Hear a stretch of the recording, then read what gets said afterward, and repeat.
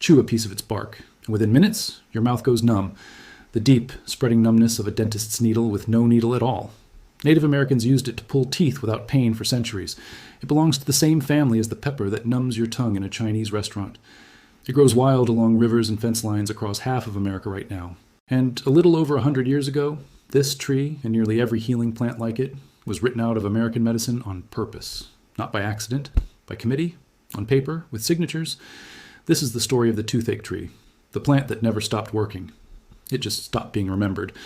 Start with the name, because the name is the whole story. Across the eastern half of North America, from Canada down through the central states, there grows a thorny, unremarkable-looking shrub. Most people walk past it without a second glance, but the people who knew it did not call it by a Latin name or a clever brand. They called it exactly what it did, the toothache tree.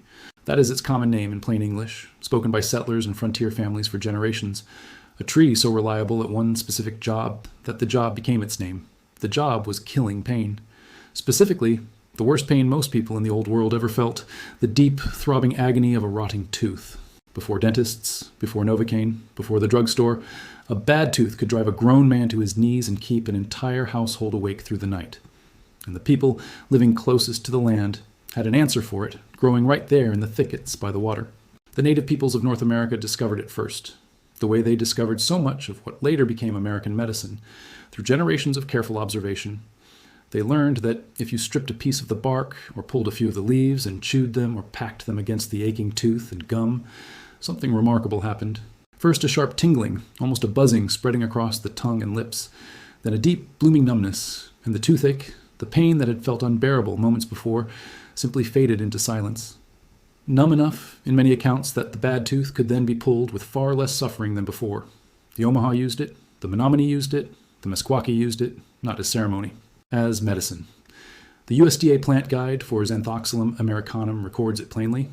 Native Americans chewed the bark and fruits of this plant for its numbing effect to treat toothache. Not folklore.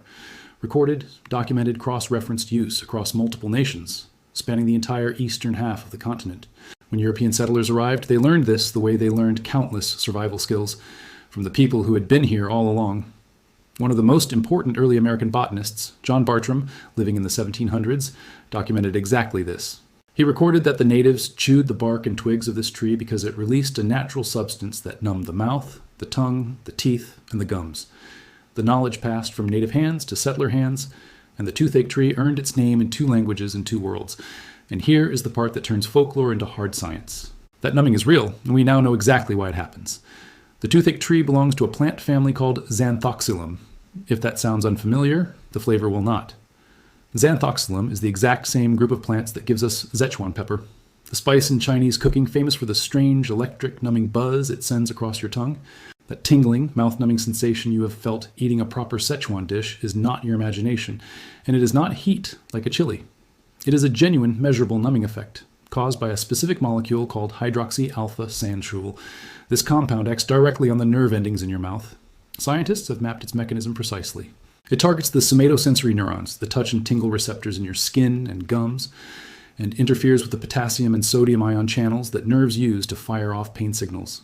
That is, in plain language, exactly what a local anesthetic does. Researchers call the sensation paresthesia, the same word doctors use for the pins and needles feeling when a limb falls asleep. The plant produces it on purpose, in your mouth, on demand. The drugstore version comes in a syringe labeled lidocaine, costs $40 per dental injection, and requires a licensed professional to administer. The original version has been growing on a thorny tree by the river for as long as the river has been there. So when a Native American healer pressed the bark of the toothache tree against a screaming tooth, they were not performing a ritual or relying on belief. They were delivering a real local anesthetic, a natural compound that quiets the very nerves carrying the pain. The science was always there. It just did not have a laboratory to confirm it until long after the people who needed it had been told to forget. This tree was not fringe knowledge. It was not secret lore whispered in the margins. It was listed, named, and prescribed inside the most serious American medical texts of its era. Cincinnati, Ohio, 1898. 2 physicians, Harvey Wicks Felter and John Uri Lloyd, completed one of the most thorough records of plant medicine ever assembled in this country. It was called King's American Dispensatory.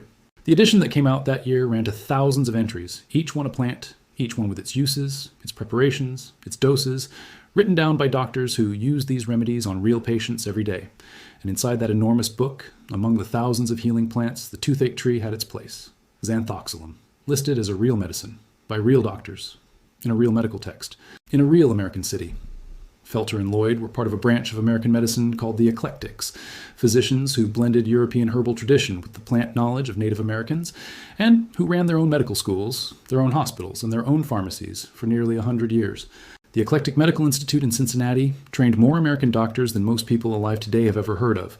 So how does an entire school of American medicine, 100 years old, simply vanish? How does a tree that was listed in the official dispensatory end up as a weed you pay a landscaper to cut down? One report, one man, 1 year, 1910. The document was called Medical Education in the United States and Canada. History remembers it as the Flexner Report. It was written by Abraham Flexner. And here is the first detail worth holding on to. Abraham Flexner was not a doctor. He had never practiced a single day of medicine in his life. He was an educator. His work was funded by the Carnegie Foundation, with the cooperation of the American Medical Association. Flexner visited more than 150 medical schools. He judged every single one against one rigid standard. Laboratory science, manufactured pharmaceuticals, surgery. That was his model of what real medicine should be. Any school that did not fit it, any school that taught healing with plants or water or any of the older traditions, was condemned in his report in plain, punishing language. What followed was not gentle. By 1922, only 81 medical schools remained in the entire United States. More than 40% had closed or been absorbed. J.S. Torr records it as the closure of 75% of all medical schools that existed before the report. The botanical schools could not afford the laboratories the new standard demanded. And more than the money, they did not fit the new official definition of medicine that had been written down and stamped with authority. They were starved out, one after another. The Eclectic Medical Institute in Cincinnati held on the longest. It graduated its final class, surrendered its charter, and locked its doors for the last time. And when those doors closed, a whole library of American plant medicine closed with them. The remedies were not proven false. No study came out showing the toothache tree did not work. It was simply delisted, crossed off the curriculum and out of everything a young American doctor would ever be taught. Within a single generation, a tree that frontier families had trusted to kill the worst pain they knew became a thorny nuisance that nobody could name. And here is where this reaches you, directly, personally, in your wallet. The United States dental services industry generates $175 billion a year. That is not a guess. That is the 2025 market estimate. A root canal costs between $900 and $1,800 depending on the tooth. An emergency visit for a toothache, just the visit, not the fix, runs $200 to $400. The numbing injection alone bills at $40 per administration. This is what Americans pay every year for the privilege of managing tooth pain inside a system that was designed in 1910 to exclude everything that could not be manufactured, branded, and sold at markup. And the entire time, the entire 115 years since that report was signed, the toothache tree has been growing wild along the rivers and fence lines of this country, free, unpatented, uncontrolled, making the same compound, doing the same job, asking for nothing. It was not one villain in a smoky room. It was something quieter and far more permanent. A standard, written down in ink, that simply had no column for a wild tree growing by a river. And once a thing is left off the official page, it does not take long for an entire nation to forget it was ever there. The toothache tree never read the report. It never got the message that it had been declared obsolete. It just kept growing. In the thickets, along the streams, in the hedgerows and wood edges from Ontario to Texas, exactly where it has always grown. Every year it leaves out, every year it makes its bark, every year that same quiet, numbing power sits in its branches, free, waiting, completely ignored by the system that replaced it. Millions of people walk past it. Some of them cut it down as brush. Almost none of them know that the answer to the worst pain in their mouth is standing right there in plain sight, growing wild, asking for nothing. So learn to see it, because once you can recognize it, you have something most people lost 100 years ago. The toothache tree, Xanthoxylum americanum, or common prickly ash, is a thorny shrub or small tree, usually 10 to 20 feet tall, found in moist ground near streams, rivers, fence lines, and wood edges. The branches are armed with sharp, paired thorns.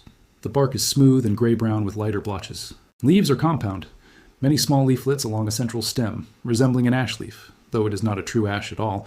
It belongs to the citrus family. Crush a leaf, and it gives off a sharp, citrusy, peppery smell, the signature of its Szechuan cousin. And the surest test of all is the oldest one. A tiny piece of the inner bark, touched to the tip of the tongue, will within moments begin to tingle and then to spread that unmistakable buzzing numbness. The tree announces itself to anyone who asks. The traditional use is as simple as it has always been. A small piece of the inner bark or a fresh leaf, chewed slowly and held against the aching tooth and gum. The numbing compounds go to work directly on the tissue.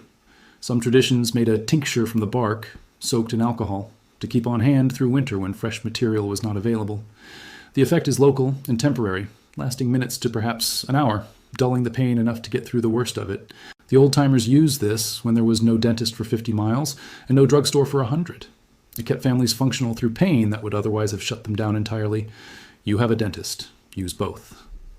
The bark quiets the screaming long enough to think clearly, and the dentist fixes what is underneath. One does not replace the other. But one of them was taken from you, and the other one charges you $1,800. Both of those facts are worth sitting with. And here is what remains after everything. The report is 115 years old now, gathering dust in an archive almost nobody reads. The school it closed has been gone for generations. The doctors who were relabeled as quacks are buried. The men who signed the report and decided what counted as medicine and what did not, they are dust. John Uri Lloyd is dust. Abraham Flexner is dust. The Carnegie Foundation still exists, but it has moved on to other projects. The American Medical Association still exists, but it does not remember why certain plants vanished from its texts. The toothache tree does not care about any of this. It is still standing by the water exactly where it has always stood, still making that same numbing alkaloid in its bark every single spring, still armed with thorns, still smelling of citrus and pepper when you crush its leaves, still doing the one job that gave it its name, the way it has done that job for longer than any medical school, any committee, any report, or any industry has existed on this continent. It outlasted the report. It outlasted the men who signed it. It outlasted the schools that taught people to forget it. And it has been waiting the whole time in plain sight for someone to walk down to the river and finally remember what it is. Now you know its name. Now you know what it does. Now you know exactly what it costs. And now you know exactly who taught everyone else to forget it. If this vault opens something for you, subscribe and hit the bell. Every like and every share preserves what they tried to erase. The next vault opens soon.